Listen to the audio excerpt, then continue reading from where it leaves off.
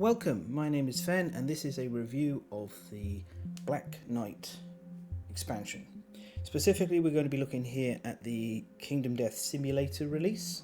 I have written a review of the physical product, which you can find on my Patreon under the reviews collection. Reviews are they're released first for my patrons for a week and then they go out open for everyone to read, because I don't want to lock reviews away from from the general public. I prefer to try and share that with everyone. There's also a copy of that review on Board Game Geek under the Black Knight expansion section, so you can read through that. In that review I go a bit more into the history of the Black Knight in regards to its associations with Kingdom Death and the story behind it. I'm not going to get into that here because in this series of reviews I leave the lore and the tactical analysis and all of that to other videos. So instead we're just going to be taking an overview of everything in this box. We're going to be looking at the different parts and pieces and also discussing a bit about what it's like to play against the Black Knight, how good it is, and also this box comes with a 5-year campaign, so I'll do a little review of that. But before we even open this box, I'm not going to bury the lead. The Black Knight is genuinely the best second generation expansion. Second generation for me is everything that includes knowledges, so that's the Gambler's Chest and forwards, Advanced Kingdom Death if you prefer, and this is the best single release. So why is that? And it's because I think even though this is has the Advanced Kingdom Death elements and it is more expensive than most expansions, what it's giving to the game is something you cannot get from any other expansion. And the reason for that is the Black Knight is a Node 3 Nemesis monster. Now when you construct campaigns under the rules that now come in the Gambler's Chest rulebook, which is how I prefer to look at things these days, you're looking to select a Node 1, Node 2 and Node 3 Nemesis monster for any campaign. In Node 1 we have the Butcher, a very, very good monster. Our alternative is the Manhunter, that is also a very, very good monster, but you don't need to replace the Butcher particularly quickly, especially as the Killennium Butcher expansion, not yet on the simulator, upgrades the Butcher in some really interesting and exciting ways. And the Killennium Butcher release was actually my gold standard for an expansion until this one came out. At Node 2 we got more options. We've got Atlas in the Gambler's Chest, we've got the Kingsman from the core game, and then the best two in my opinion is the Lion Knight, but way ahead of the others is the Slender Man. But both of those two do kind of require you hunting core quarries, so they currently have this sort of link to the core box, and if you're not playing with the Lion, Antelope and Phoenix, those two Nemesis monsters lose a little bit. Node 3, however, has only ever had one option, and that's the Hand. Now, I love the Hand. As a character, definitely one of my favourites. It's really, really fun, a great expression of the dragon trope of villain, which is like, the powerful second in command. As far as we understand it, it seems like the Hand is the Squires, like second in command. Under current understanding, I can talk about that in a video about the Hand Showdown fight. But the main thing is that Showdown is a great narrative beat, and it's a fun sort of experience the first couple of times, but it doesn't hold up much to repeated plays. So for somebody who's fought the Hand and beaten the Hand and understands how to play through that Showdown, it kind of just becomes a waiting game and getting some fist and tooth at the end of it, and maybe a couple of other things possibly. It's not even worth really playing in the other way because the reward just isn't good enough. Black Knight, on the other hand, as a Node 3 monster, can be picked instead, and what it gives, and I'm going to go through all the content here, but what it gives is absolutely incredible and enhances any campaign. I'm kind of the opinion that it is fine to pick this up before the Gambler's Chest while you're still exploring the rest of the first generation content, because it is that good and it is doing something that nothing else can. So we're going to get into exactly why all of that, but my initial review here up front is I think if you can afford this, because it is a more expensive box, if you can afford it, get it. I have very few criticisms about this box. All of the criticisms land either in the physical build quality of the Black Knight in specific. I'll touch on that briefly, but you can see more of it in my written review where I highlight the problem, and the 5-year campaign. And the thing is, the 5-year campaign, you know, it's nice, it's fine, we'll review it as we go, but the issues that lay with it don't interface with the actual Black Knight as a Node 3 monster. So it's kind of the best Nemesis monster we've ever had. It's unseated, for me, the Slenderman and the Butcher, who were the front runners previously. It was kind of like Butcher, Slenderman, and Manhunt were the three. I was like, which are the best non-sort of story Nemesis monsters? This is number one now. So that's there, yeah? My recommendation is, if you're thinking about this, if you can afford it, just get it. But I will now go and justify that and explain by going through everything. And I'm also going to highlight a couple of unique features that have been provided here in the simulator that you can't even get with a physical version. So, with all of that preamble out of the way, let's open up this box and take a look what's there, and then I'll get it all laid out on the table to review. And the review is not going to include any story spoilers, any mechanical spoilers. I'm not going to get into the contents of the decks or anything like that. I'm just going to give overviews of the various bits and pieces. Okay, here we go.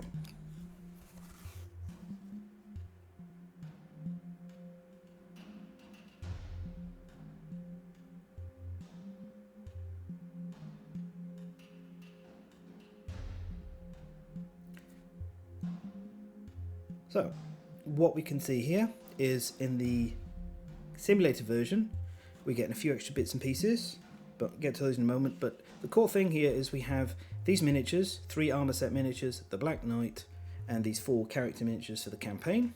We have settlement events related if you have the Black Knight in your campaign, AI deck, hit location deck as expected, no resource deck, this is a Nemesis monster. We got fighting arts and disorders, which interact with the elements of this. Rulebook, of course. We've got pattern gear. We've got these suspicion cards that are used in the campaign. The Squire campaign. I'm not going to reveal the details of them. I'm just going to talk about the mechanics. Specific gear cards, because hey, look, we've got sets, armor sets like the Slenderman and the Lion Knight. We have craftable gear in this, which is always a huge benefit. Specific cards for the characters from the campaign. Armor sets, these 3, plus there's a Squire armor set played in this campaign. Knowledge cards for Advanced Kingdom Death. Pattern cards, which these ones can be used in any kind of campaign, that's absolutely fine. Gear grids for the specific campaign. Tiles, which are used, you fight on these tiles, not on the normal board. And these broken pottery tiles, which are used and placed on these boards. A campaign sheet, or there's a number of campaign sheets for the physical campaign. And these are specific here, as I mentioned. These are the sculpted tiles. And these elastomer statues, these were actually released in physical for some people. I couldn't afford to get them. Unfortunately, I would have loved to have gotten them and given a review of the quality of them, but all I can do is talk about the physical versions here and these tiles. So that's everything. I'm now going to cut away, and we're going to, when we come back, everything will be laid out, and I'm going to set this up to start with to highlight and showcase the campaign version, because it's better for looking at all the elements and explaining what it's like.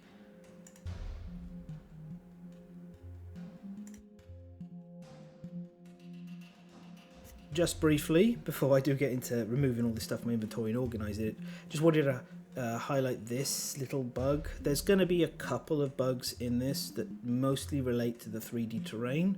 I'm not concerned about those. As I've discovered, the simulator is constantly being improved. This is the kind of thing that will get fixed.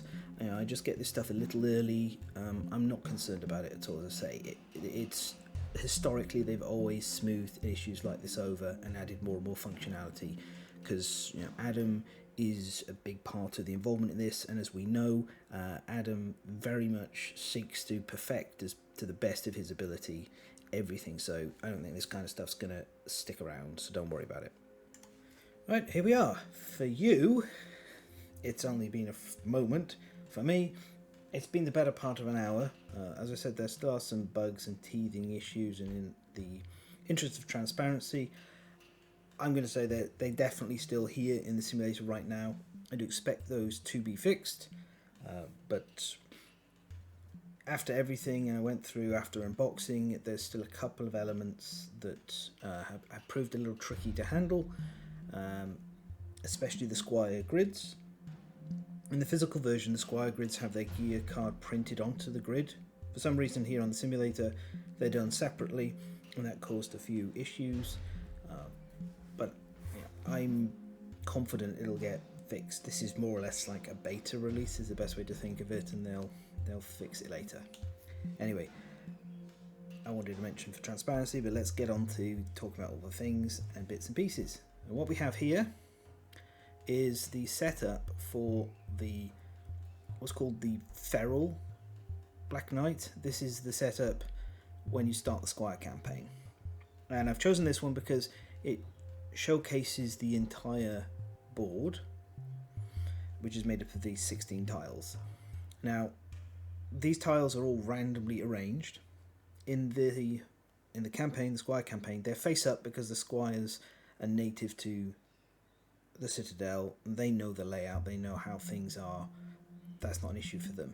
I'll show what it's like for normal survivors a bit later, but I wanted this because it helps really highlight the uniqueness of this particular Showdown. But first of all, let's just take a little look at the models. I think these are really nicely rendered. They look fantastic. In truth, this model here of the Black Knight, this is better than the physical version. The physical version had some kind of terrible cuts for casting that were really a nightmare to deal with. We don't see them here because this is just as it should be. It's gorgeous. Same with all these Squire models. We'll take a look at the armor set models a little bit later, but they're all really, really good looking. Okay.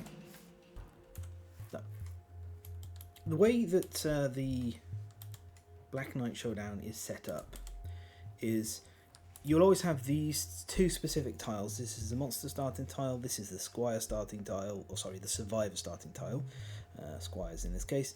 These will always be set, and then all the rest of these are randomized. They're normally randomized face down, and they're not going to be revealed until a survivor either explores the tile or gets knocked into it. So with the normal experience, you will know these two tiles and you'll have no idea what any of these are, and they could be in any orientation, they could be in any particular organization. You don't know until you flip them up and reveal them. You know, you just don't know how these are going to be laid out while playing. These boards have a number of set elements, and because of that there's never any random terrain. Instead, we have these 4 types plus empty spaces. We've got the noble urns. These are effectively creating the walls of what is essentially a dungeon. These can be smashed either when collision occurs, as you can see with the monster and the survivors, or you can deliberately break them, and with pottery innovated you can get some vermin resources, so that's a nice little bonus. I'll come back to these ones in a second. The other main thing you'll be interacting with is the bell altar. There's a few of these on the map, and you're essentially ringing this bell, which is a one-shot attempt, and it'll remove toughness tokens from the Black Knight. The Black Knight's toughness is partially constructed of these toughness tokens. There's some mechanics that go around that, but the bells sort of help you overcome the monster's durability quite well. And then we have rubble. That's these tiles here. Quick note on the simulator right now, there is a little bit of an issue with these tiles. They're a tiny bit too big. So as you can see, if I put 2 of them down, they do this. They don't quite lay flat. That's not a big deal, should get fixed. Oops, I shot off way too far then. The normal tiles are correctly scaled, there's absolutely no concerns with that. Basically, these are placed over the crumbling terrain when they're either used up, broken, or survivors go across them, or monster collides with them, etc. So this represents a whole bunch of like unique corridor layouts that we can see all around, and a lot of different sort of opportunities and things. Now, another big significant thing is during this showdown, the edges of these tiles, they represent a void, and if you get knocked off them, then you've got a chance of dying, depending on how fast you went off the edge, which is like how much movement you have left over when you pass over the edge of a tile. You'll suffer modifiers on a table to determine if you're going to survive or not. If you don't, well, hard luck, you know, you're a goner. And I'm not an advocate of roll to avoid dying. This is definitely an exception, because if you are getting knocked off the edge, really, you could have prevented that most of the time. You could position other survivors to provide, you know, like blocking if they have the correct gear. We'll have a little look at that later. Or you can ensure that there's pottery behind you, so you smash into that instead. So really, get knocked off the edge is something you have some control over happening, which is why it's one of the situations where I'm like, the roll is fine, because it's not just like the Black Knight looks at you and you die. A number of things have to happen to get in that situation. Now, as you may have gathered, the Black Knight is very, very knockback heavy, because this is the whole mechanic of trying to push you off the edge and throwing you around. And a big thing to assist the monster with that is these elastomer statues. These got a resin release. I couldn't afford them, which is a shame, and I'd love to have reviewed these resin releases. But these statues are made of this kind of elastomer, and they're very bouncy, and they have rules of like, when you hit one, your knockback goes off in a new direction, and you accelerate, so you travel a little bit faster. And the Black Knight has some circumstances where it will specifically grab survivors and drop them onto one of these, which then causes the survivor to bounce. So you could have a situation where you hit this, and the rules are you bounce 90 degrees. You see the line here. These are normally impassable, but say Iola was picked up and dumped here, she would then bounce off this to this, and then she's already had her movement increased, so she'd bounce this way. She'd then hit this bell, take some damage, and the bell would be broken and lost. The key thing, of course, here is if both of this and this were destroyed, then she could end up just doing boing boing and doing this and flying straight off the edge here. So that is a big tactical positioning thing. I love it when positioning really matters in Kingdom Death, which it doesn't always, because normally terrain is quite sparse and the arenas are quite open. This is tight. This is, you know, fights in tight spaces. This is very close, and you're actually wanting to hit the pottery as you get thrown around, even though it can hurt you, because it can save your life. It's better to take damage than not. So it's really interesting and fun way of playing. The Black Knight itself has this great expression of essentially being a mix between a feral monster and something attempting to perform in a knightly manner. It's almost reminiscent of the Dung Beetle Knight, which has this kind of similar thing where sometimes it remembers to use its sword, sometimes it doesn't. The Black Knight is not very skilled at using the sword. It has this gigantic, absolutely massive sword here, and it wields it like a giant club rather than really using it as a sword. So there's a lot of character and great sort of expression within this. I'm not going to go, as I said, into the lore stuff here, but I will say that the Black Knight's character is really well expressed. The story of the Squires, you play through the Citadel, is really good as well. And all of the narrative beats, every single one of them within the Black Knight is absolutely fantastic. It's up there with some of the best stuff, which for me, the best narrative beats so far are the Killenian Butcher, really great story, People of the Stars, and this one here. And fourth place would be the People of the Dreamkeeper narrative, which I really enjoy as well. But this is definitely in the top 3 now. I don't know exactly what order I put them in. You'd usually have to ask me on a given day. So when it comes to the Black Knight itself, if we just have a little look at the card, you can see for a Node 3 Nemesis, it only has 10 toughness, which is, it may appear kind of low, but as I mentioned, it has this mechanic where it starts with extra toughness tokens, and these can be removed via the bell. We can also see here, this is the mechanic where it does smash, so it'll throw survivors into or dump them onto a statue, throw them away. The sheer cliffs I mentioned, where you get knocked off the edge, you need to scramble to survive, and hopefully you're not got a lot of knockback left. We got this spry, which means that you don't collide with the monster, to increase the chances of you bouncing off the edge, and red preference, which is a fun little sort of tiebreaker kind of thing. If your miniature has red hair, then it might try and pick someone else, which has some narrative relevance, as I'm not going to go into here, but I think it's kind of a fun little bit of almost fourth wall breaking. You can see as the monster goes up, it's going to get a few extra traits and bits and pieces as expected, and gain more toughness. And it has a nice instinct that I think is very fun. Our basic action is very good at demonstrating how it's going to work. So it's going to perform this smash, which is the full move, and drop someone on the statue. So the basic action gets you in on that. So all of that is really cool. This is a top tier fight. There are not many Showdown battles that come anywhere near close to this on this front. I'll come back here in a little bit to talk about the Squire campaign, but let's get into the rest of the stuff. So you get some new settlement events, some new innovations, some seed patterns, which are these orange-backed things here. If you've not encountered them before, I'll briefly explain them. You get some new tactics cards. Tactics cards come with almost every knight. The Goldsmoke Knight didn't come with any when the core game got updated, but every other one provides them.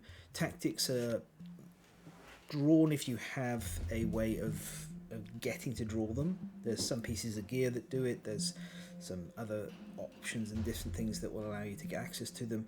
They provide you with additional opportunities either once per showdown or repeated. So it's again a fun little additional element. It always works better the more tactics cards you have in the deck, which is increased by having more knights in the campaign. And also really significantly, we get these two new cards. This is for the Mountain Lion.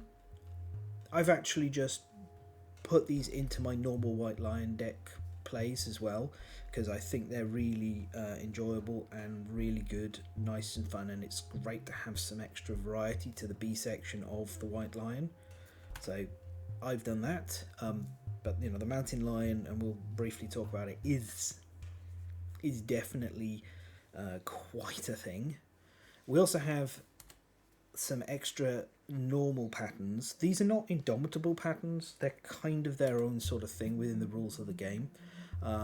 As you beat the Black Knight, you'll get opportunities to raid the vaults in the Citadel, and you'll come out with these patterns.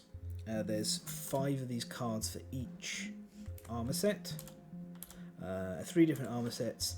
It's going to be rare that you manage to build more than one armor set in a campaign, so there's a lot of replayability.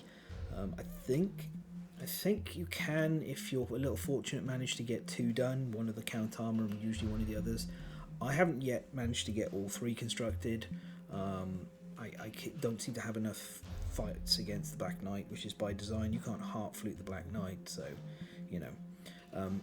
Of the 3 armor sets, we got the count armor is very offensively orientated. It's got a lot of hang on, sorry, it's got a lot of melee sort of leverage to it. and a predominantly green and red gear grid. They all have these high number of affinities, and they have very good layouts that are well thought out, that connect up together quite nicely, while also giving us a lot of other things. We can see, like, clearly we can get everything active we want to. We have to make some decisions. Same here with the Earl layout. This is a blue and green set, and then this is our blue and red set. Thematically, this is very much a offensively orientated damage dealing armor set. This is a frontline tank of the kind of off tank. So instead of just purely tanking, you're more attacking with a sword, and you get this riposte mechanic going in there, which if we just grab here we are here. When you block or deflect a hit, you gain an action start of your next act, and it has ways of giving you deflect on swords. So it's leaning into that fencing style that has been more and more baked into swords as additional contents come out. And the last one, this is my favourite of the armour sets, the Earl armour. This is a support armour set which is built around encouraging, and it's definitely like my default preference. It would be to construct this wherever possible, because it's nice and fun, it's quite tough, and it's doing everything I want. It's really enjoyable.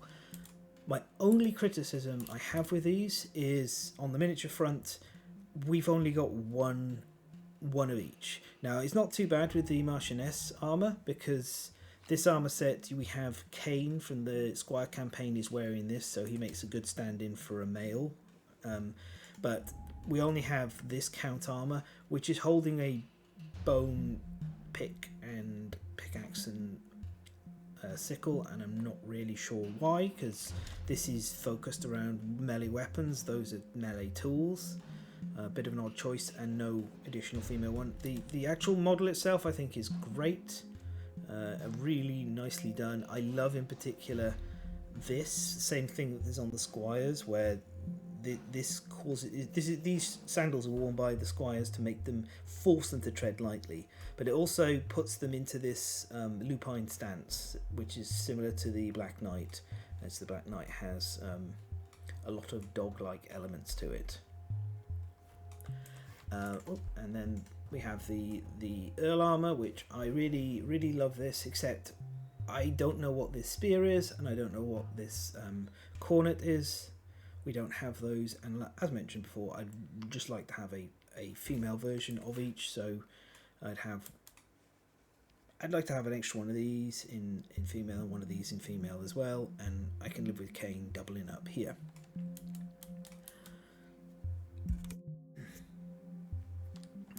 Then we have a bunch of rare gear. I'm just going to flip up one of them just to show. So these are found through various different narrative parts involving the vault, etc, etc. Some of them you'll see often, some of them you won't. This just gives you an idea. There's some really good stuff in here, which there should be, because this is a Node 3 monster, Node 3 Nemesis monster. You expect to have that kind of level, and it delivers. It delivers mechanically and narratively. It's all great. The other things, so over here, as I said, there's some seed patterns, and I said I'd talk a little bit more about that. So seed patterns are orange back cards, and they are a deck that you set up at the start of the campaign, has a bunch of generic ones in it, and then has one specific to the monsters you are encountering within that given campaign. There is an innovation in the Gambler's Chest that lets you draw these, so you can look to try and craft them. But also, whenever a survivor reaches Insight, which is Understanding 3, you get one as well. So you don't need the Gambler's Chest to experience these. If this is the only two patterns you have, because all you have are these, that's fine. Yeah, you'll have these and you'll get access to them, and they're here to assist you in fighting the Black Knight. The Clasping Shield is a really fun, cool, interesting shield that has interaction with knockback, and then this is a nice Katar. In a spot that normally we have an issue with, where you tend to be missing Katars, and you need to construct the chain of leveling up them via expansion monsters. This provides a mid-game Katar that could sometimes be used in the end game because of the barbed ability. It works nicely paired as well.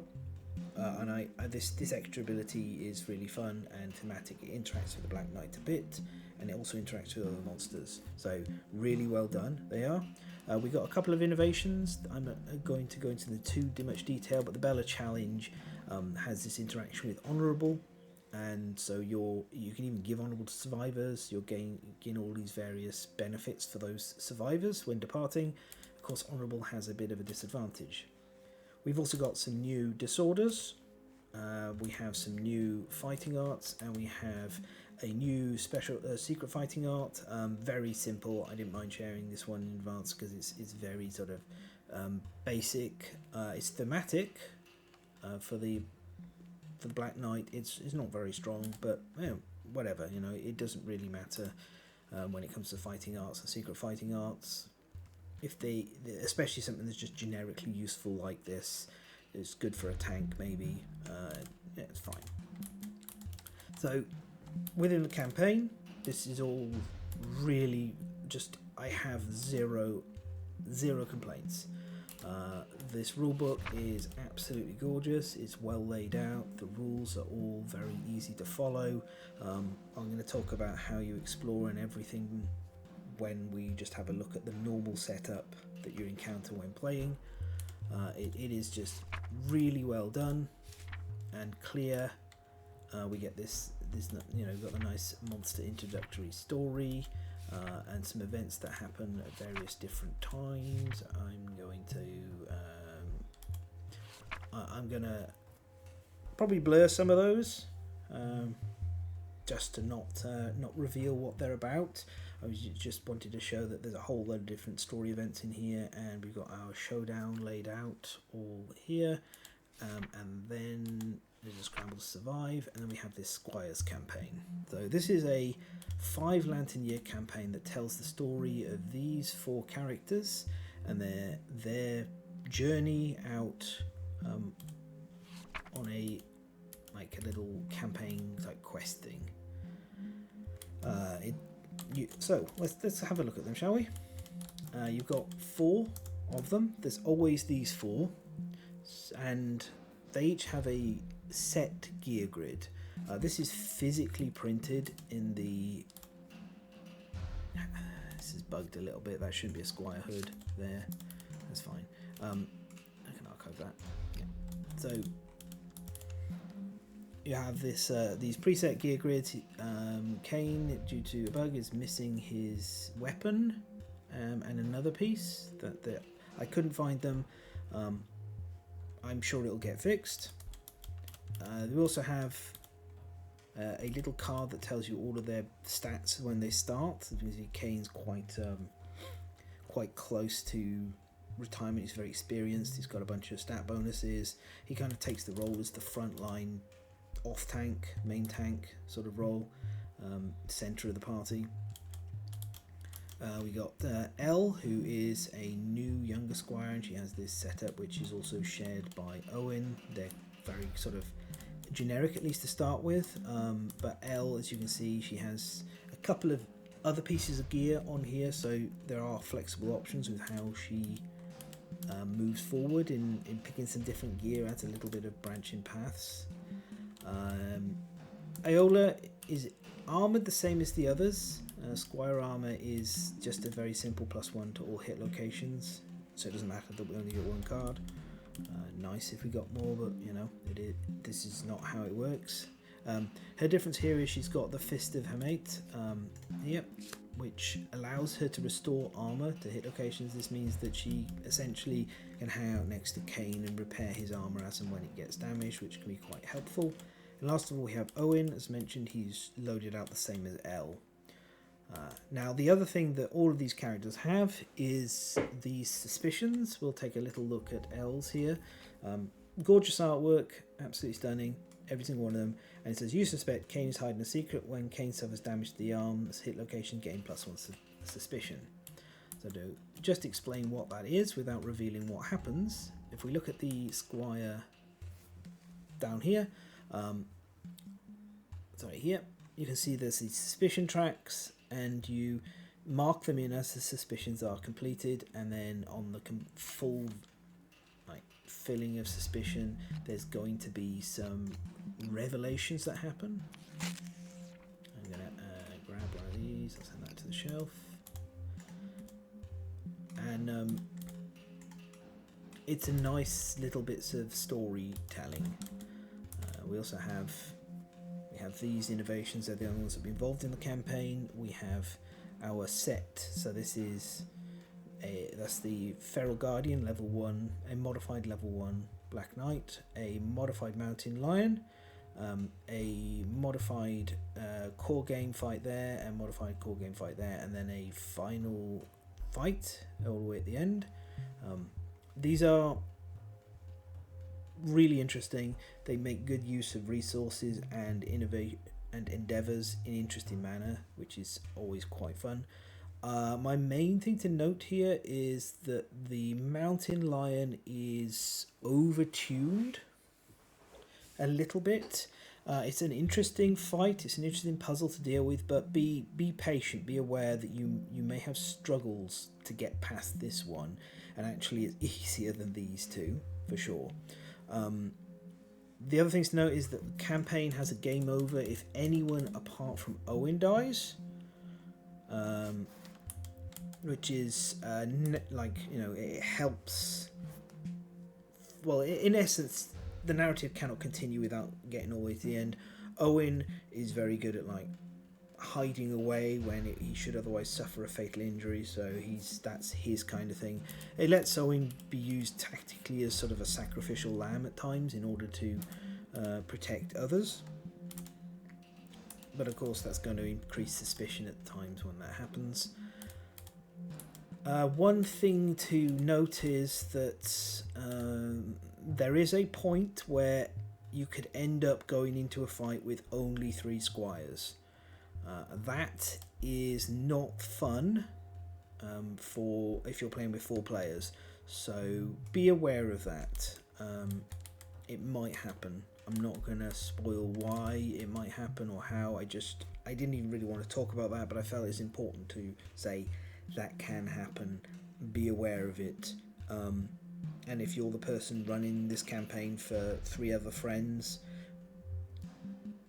hand your character across to whoever has permanently lost theirs, and then maybe just take the role of controlling the monster and helping everyone along the way, because you got to do something. It would be nice if that didn't happen during the story, or there was a replacement, or there was something to help sort things out. I think I would have liked just another backup generic squire who comes in, who doesn't have any narrative relation but is just kind of covering everything. Would have been helpful. But yeah, it is what it is. That's it. That's my criticisms of the campaign. Beyond the last one being, I don't think it holds up to a lot of repeated plays. There's not a huge amount of branching decisions, and the beats of the story are kind of the same. You're always facing the monsters in the same order. You have no I think it might have been better if we could choose between multiple targets and you have to beat each target, and maybe we're given a puzzle of trying to figure out how to get through these different targets accordingly. Would have been maybe a bit more interesting and help soften the Mountain Lion issue a bit. Otherwise, kind of what I think is the best way to handle it is be aware when you get to the Mountain Lion, you may well wipe a few times while you're trying to figure out how to beat it. It is a tough fight. There's definitely things you can do to improve your chances, but you have to be smart with your endeavour use.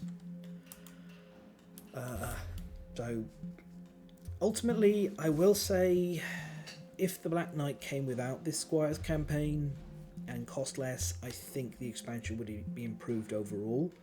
But I do really appreciate these characters, the story that's told. I just wish it had a little bit more replayability. I've honestly found the Kelenian Butcher had more replayability than this Squire campaign. But it's the first limited short campaign that they've put together.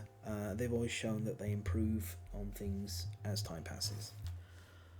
Right, last little bit. Oh yeah, these over here there's some Squire specific things that you know, Squire specific rare gear, a Squire specific secret fighting art, a special trait for the mountain lion, and some extra innovations and stuff. So I'm not going to go into those in detail, but there are some just specific things here. You can actually box up a little like section and just take the Squire campaign with you when going on holiday or visiting someone or things like that. So it does create a more cut down transportable version of the full game, especially as you actually don't need the full board. You know, there's a lot you can reduce this down to carry around with you if you wanted to, but it's just not something I think you're going to be doing repeatedly. Okay, a couple more things to look at before we go. So first of all, let's just look at a normal level 1 showdown. It should just deploy the Squires back in the slots as they're the currently active survivors. That's fine. You'd have your own survivors there. I'm not going to go through extra steps there when we're just kind of demonstrating the auto setup and how it is. So we just give it a moment. There we are. Right, so this is how it will be normally. And as I said, these two tiles are always set in this kind of layout. Now, with the other tiles, you'll either spend an activation to reveal them, or if you get knocked back on them, you reveal them. Now, one of the things to note, this is kind of a little eccentricity that took me a little while to find out. You can see as I'm right-clicking on this, I don't have anything. I can pick this up and rotate it and unlock it, but I can't flip individual tiles, which is a mechanic you need to do. However, they have put that functionality in there, which is just a little hard to find. See, if I press Shift, you can see that I can highlight individual tiles now. So if I go, say if Iola was exploring here, then if I highlight it and I right click, you see now I have the option to flip. So it'll flip up and boom, we've revealed this tile.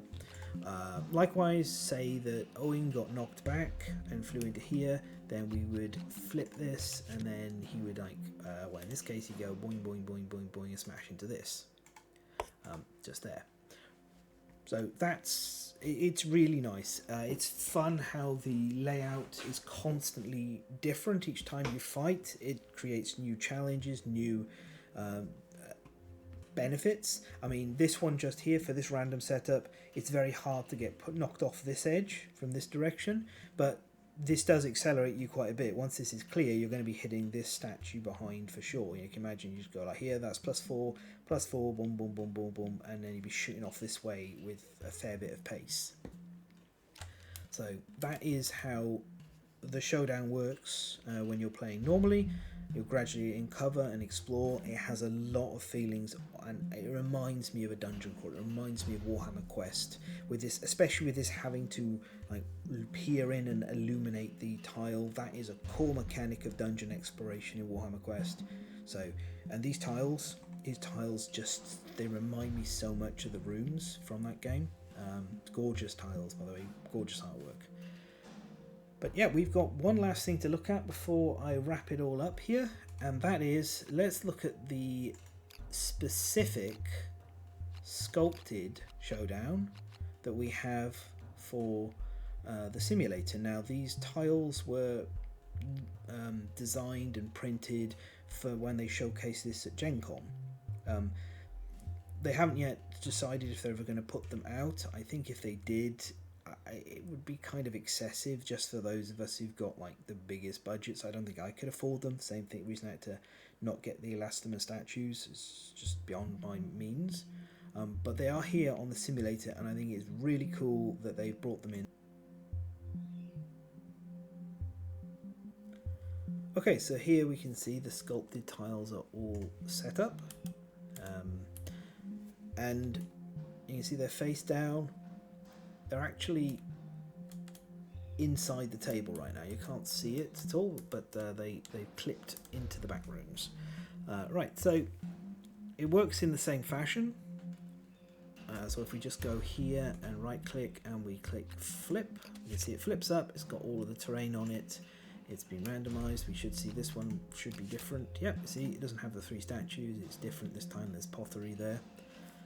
So this is really nice. It's just a great thing that they've decided to put these into the the simulator. They didn't have to do that.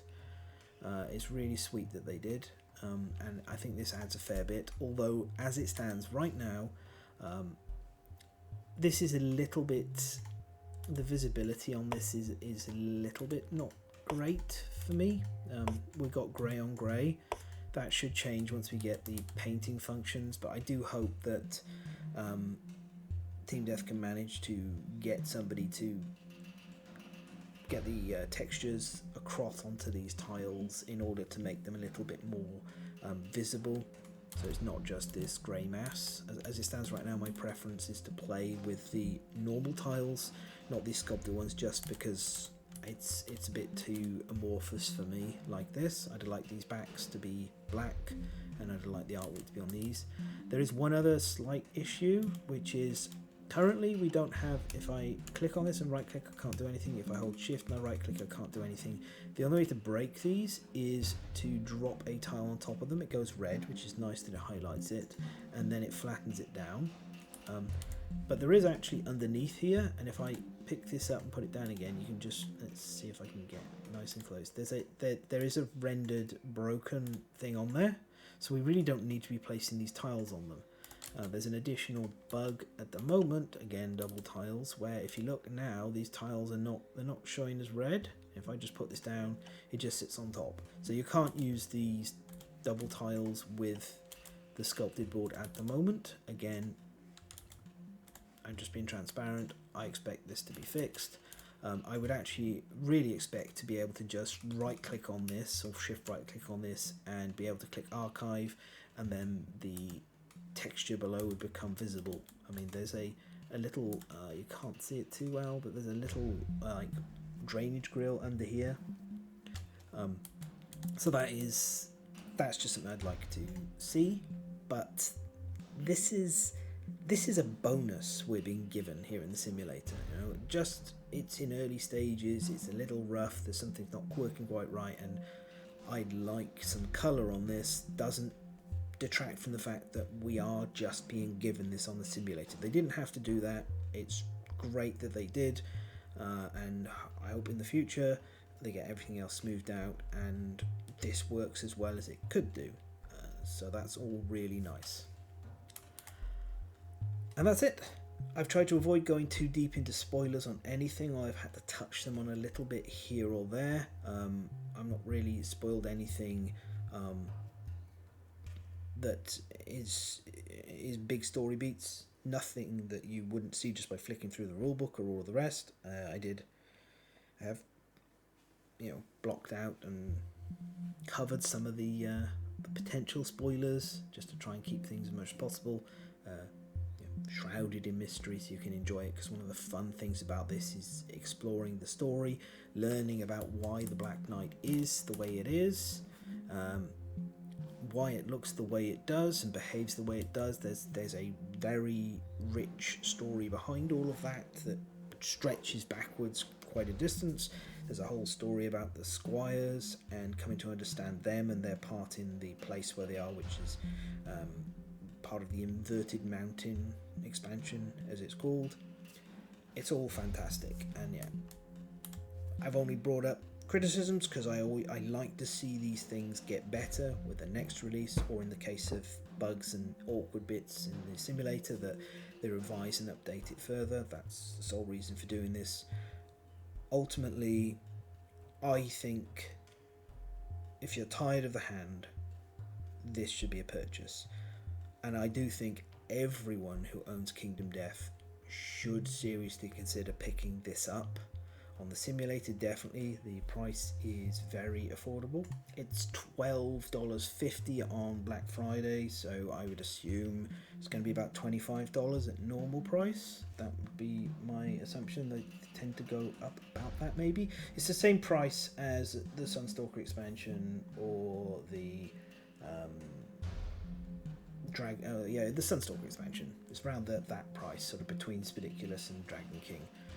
So I think $25 is what it's going to be, which is super reasonable. It's more expensive in physical by quite a bit because there's all these tiles and a lot of components and gameplay for what is a Nemesis expansion. So anyway, that's it. It's getting a big old recommend from me. I do think you should get it, and we will come back to the Black Knight in the future with a video looking at the gear and discussing that, crafting it, and all of that kind of stuff, and also a separate Dark Bestiary video on the lore and the story of the Black Knight and breaking down how to fight against this excellently crafted monster. It's such a good dog. Yes, yes, he is. So, until next time, I hope things are well, and if you want to support these, you can subscribe, you can like, you can share the link with people. If you want to help me be able to afford stuff like elastomer statues so I could review them physically, you can help out via Buy Me a Coffee or support on the Patreon. It's all appreciated. But thank you for watching, and thank you to my patrons who make all these videos possible.